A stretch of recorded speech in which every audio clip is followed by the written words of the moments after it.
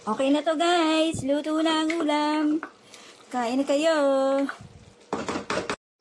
Hello guys. Tayo magluluto ngayon ng pork giniling menudo. Ito ang ating giniling. Ayan. Frozen na siya. Ito ang ating mga ingredients. Tomato. Red bell pepper.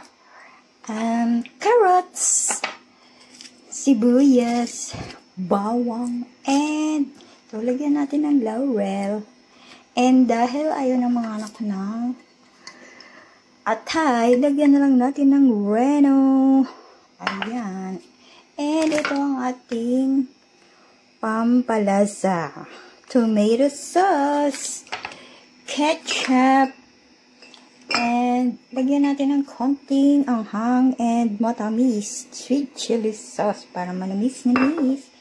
Lagyan natin ng konting toyo. And salt. Ayan guys. And ito. Powdered black pepper. Ayan guys. Ayan lahat. Umpisahan na natin maghiwa. Idagdag natin to guys. Ayan, lagyan natin ng konting pasas para manamis-namis. Pampasarap. Lagyan natin ng magic syrup. And ito guys, ito pampalasa menudo mix. And beef broth. Ayan, nor beef broth. Ito yung mga pampalasa sa ating pork giniling menudo. Umpisa na natin maghiwa guys. Hiwain natin ang sibuyas at bawang. Ayan na guys, nahiwa ko na ang ating mga panahog. Ayan. Carrots, sibuyas, kamatis, bell pepper, and bawang. Ayan. Umpisahan na natin magluto. Ayan, nilaga muna natin ang giniling para ito ay hindi buo-buo. Durug-durugin natin. Ayan. Ang iluluto pala natin guys ay hindi menudo. Picadillo. Ito, with quail eggs. Yan. Picadillo. It's pork giniling with quail eggs. Ayan. Picadillo ang tawag ko doon. Hindi ko alam kung bakit picadillo. Hindi ko talaga alam kung bakit picadillo. Tingnan nyo na lang sa website kung ano ang meaning ng picadillo. Charot! Ayan na guys, tayo ay nagisa na ng ating sibuyas, bawang at kamatis. At isunod naman natin ang bell pepper at ilagay na rin natin ang carrots. Ayan na guys, ilagay na natin lahat. Halu-haluin. At eto na guys, ilagay na rin natin ating giniling. Hindi mo natin siya sasabawan dahil siya ay meron ng water. Lalagyan na natin siya ng timpla. Lagyan natin ng patis. Ayan guys, konting patis. Mamaya na natin lasahan. Konting asin. Ayan, konting asin. Konting paminta.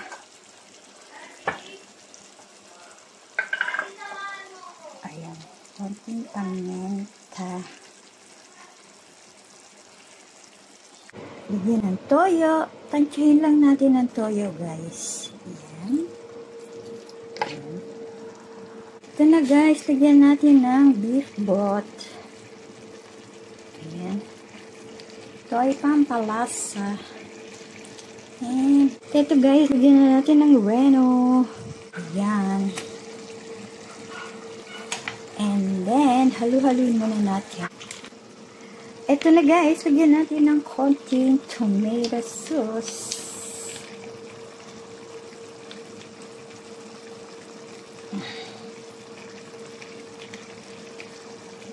Konti lang guys, para hindi maasim.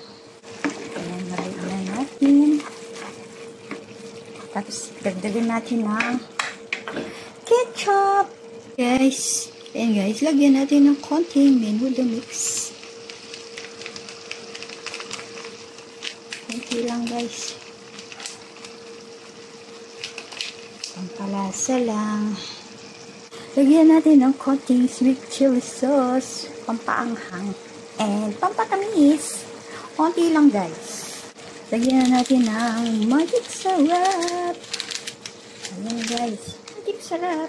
Eto na guys, lagyan natin ng ketchup. Tansyahin lang natin guys. Mamaya natin titimplahan at lalasahan.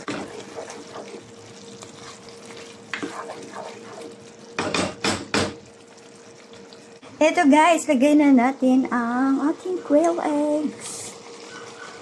Para siya ay lumambot na agad. Ayan. Natin na halu-haluin.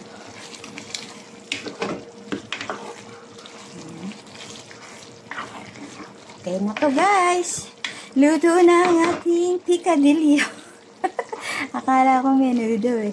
Picadillo pala guys ang ating iniluto. I don't know the meaning of picadillo but it's Spanish food. Ayan. Pakuluan muna natin guys and then lagyan natin ng konting raisins. In Tagalog, pasas. Para masarap-sarap siya. Manamis-namis. Ito guys, tansyahin na lang natin kung gaano karami ang ating ilalagay na pasas, raisins. Kunti lang. Ayaw kasi ng mga anak ko ng pasas. Pero masarap kasi pag may pasas.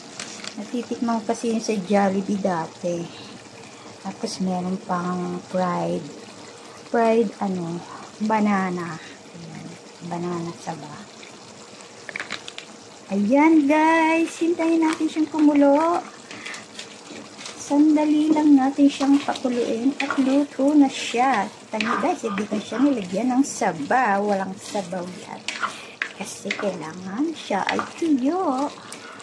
Kasi mga anak ko, pag kumakain sila nito, dinadagdagan pa nila ng ketchup. Kaya, ito dinadamihan ng ketchup. Ayan na guys, luto na ang ating picadillo. Thank you for watching. Let's eat.